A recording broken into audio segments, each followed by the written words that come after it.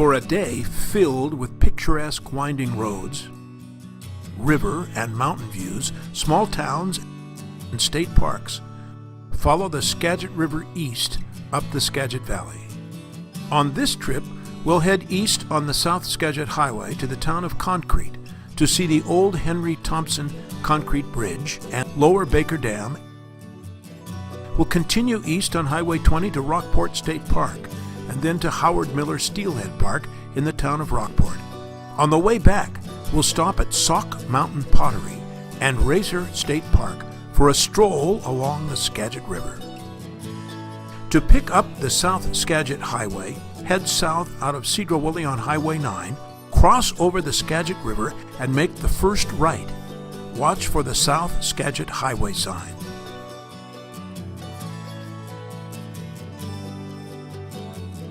South Skagit Highway is the road less traveled.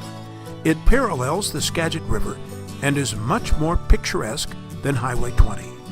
Farms are scattered along the highway. Trees often arch over the highway, creating dappled sunlight. You'll cross several streams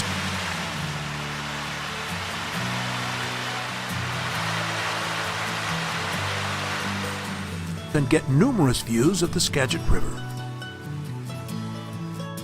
After about 11 miles, look for a small turnoff to the left for the Cumberland Creek property owned by the Skagit Land Trust.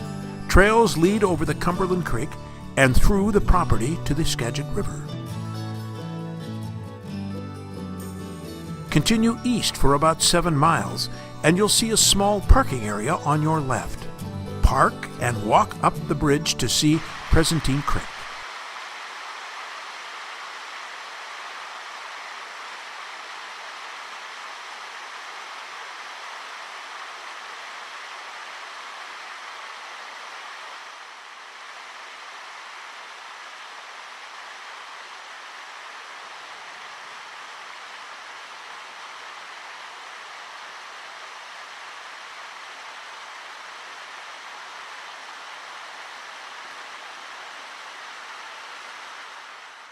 Head east again and you'll come to Concrete Sauk Valley Road. Turn left, go over the bridge, and turn right at Highway 20 to head into Concrete. Concrete is aptly named for the concrete industry that thrived there in the early 1900s. The Superior Portland Cement Company became one of the largest producers of Portland cement on the West Coast. The cement towers are the most visible sign of Concrete's past. Stroll down Main Street to see many of the original concrete buildings. At the east end of town, you'll find the 200-foot-long Henry Thompson Bridge. When it was built in 1918, it was the longest single-span concrete bridge in the world. To learn more about the history of concrete, visit the Concrete Heritage Museum website and download the walking tour. Just across the bridge, head up the Baker River Road a quarter mile to a view of the Lower Baker Dam. When the dam was completed in 1923, its height of 293 feet made it the highest hydroelectric dam in the world. Of course, it was constructed with concrete produced in the town. Head back down the hill to the Puget Sound Energy Visitor Center, where you can learn about the life cycle of the sockeye salmon and the ongoing efforts to preserve the salmon runs.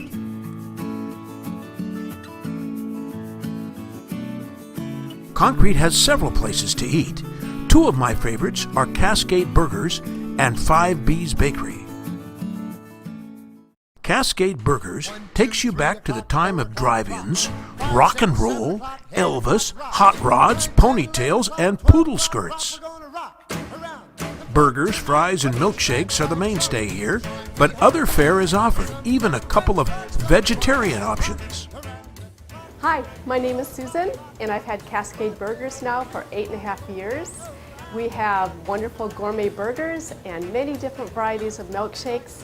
I'd love for you to come and check us out, and for all of the customers that have been here many times, we thank you very much for your business. 5 B's Bakery is an unexpected surprise. It offers breakfast and lunch, as well as a wide selection of gluten-free baked goods. Everything is made from scratch in small batches using only the finest, freshest ingredients. It's a favorite of bicyclers and motorcyclists. From Concrete, go east on Highway 20 for about 10 minutes, and you'll see Rockport State Park on your left. Quoting from the park's website, the park's ancient trees, having never been logged, form a landscape and ecosystem seldom seen nowadays, a canopy of towering evergreens so dense that minimal sunlight shines through. Breathe in the crisp smell of conifers and feel the earth beneath your feet.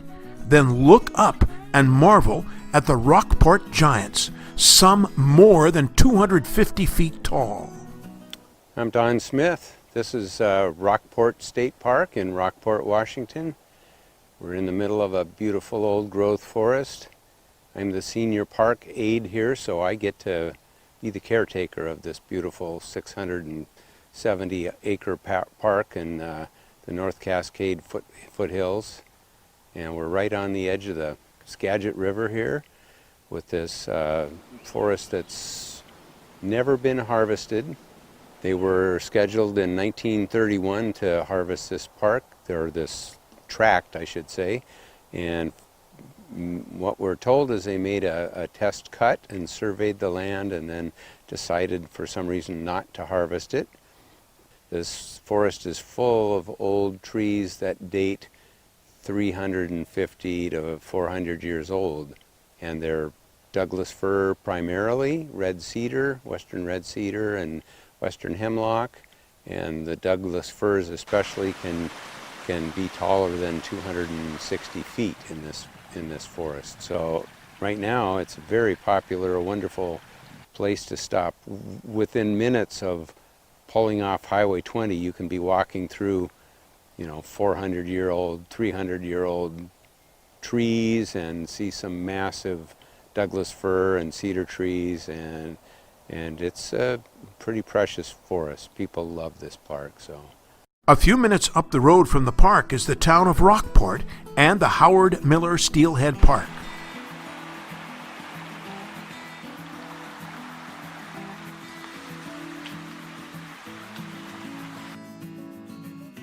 The park offers camping and cabins, miles of hiking trails, and a playground for kids.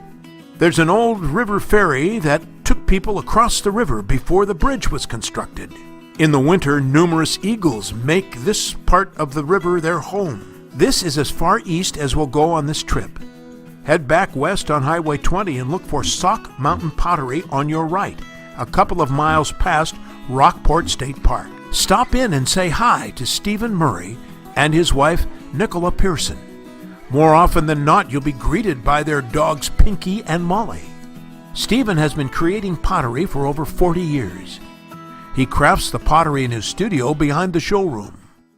I like that you make something out of nothing. That's pretty cool, making something out of nothing. Okay, we were talking about woodworking earlier. Wood has grain, it has knots, it has figure, it has structure. Clay is amorphous. If you don't give it structure, it doesn't have any structure. Nicola enjoys selling Stephen's pottery, but is an accomplished writer as well. She has penned many plays and several novels. We came east up the valley on the South Skagit Highway. For the return, we'll take Highway 20. A couple miles west of Concrete, look for Hearn Field, another Skagit Land Trust property.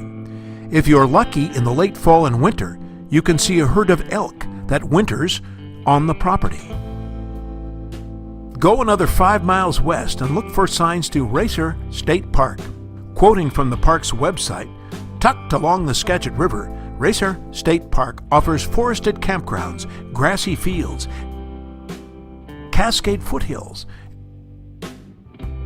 and the clear blue Skagit River. Whether you're seeking a fun, friendly atmosphere or a contemplative retreat, you'll find it at Racer. The Upper Skagit Valley offers a wealth of things to see and do. On our day trip, we visited only a few of the many possibilities.